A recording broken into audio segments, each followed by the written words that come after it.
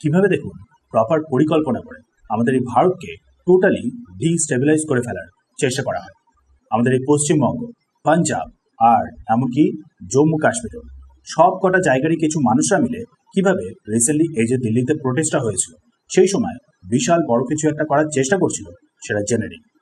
Recently আমাদের ভারতের Punjab police 9 জনকে টোটাল গ্রেপ্তার করেছে, যারা কিনা অ্যাকচুয়ালি পাকিস্তানের আইএসআই এর সাথে কমিউনিকেশনের মধ্যে ছিল, মানে হচ্ছে আইএসআই এর সাথে লিঙ্ক ছিল। আইএসআই ব্যাক টেরর মডিউলের মাধ্যমে আমাদের ভারতে পেট্রোল ইউজ করে এই যে দিল্লিতে প্রোটেস্টটা চলছিল সেই সময় দিল্লি পুলিশেরই ওপরে আক্রমণ করার চেষ্টা করছিল।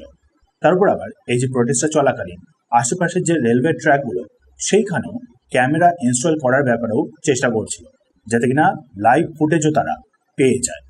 তারপর আবার রিসেন্টলি শুনেছিলেন হয়তো আমাদের পশ্চিমবঙ্গেও এসটিএফ স্পেশাল টাস্ক ফোর্স 2 জনকে টোটাল গ্রেপ্তার করেছে। একজন হলো প্রপার জৈশে মোহাম্মদের সাথেই লিঙ্ক, তারপরে হচ্ছে আবার আরও একজন মহিলা যে কিনা আবার হানি ট্র্যাপের কাজ করত। তারপর আবার এই যে জৈশে মোহাম্মদের সাথে যে লিঙ্ক ছিল সে আবার দিল্লিতে যে প্রোটেস্টটা চলছিল সেই সময় অ্যাকচুয়ালি পুলিশের ইউনিফর্ম পরে স্টুডেন্টসদের ওপরে কিছু একটা করার চেষ্টা করছিল। মানেটা দেখুন, পাঞ্জাব পুলিশ যাদেরকে ধরেছে তারা অ্যাকচুয়ালি স্টুডেন্ট সেজে পুলিশদের ওপরে আক্রমণ করার চেষ্টা করছিল, মানে পুলিশ যাতে বাধ্যতা এই স্টুডেন্টদের ওপরে কোনো রকমের কোনো অ্যাকশন নেয় সেটারই কাজ করছিল।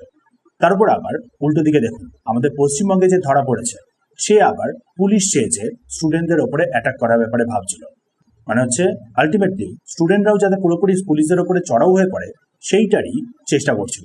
মানে দুদিক থেকেই একটা বিশাল বড় লড়াই লাগিয়ে দেওয়ার চেষ্টা চলছিল।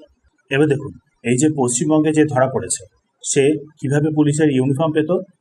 ওয়েল দেখুন, এটারই একটা ছোট্ট এক্সাম্পল দিয়ে দিচ্ছি। রিসেন্টলি শ্রীনগরে একটা বড় র্যাকেট ধরা পড়েছে।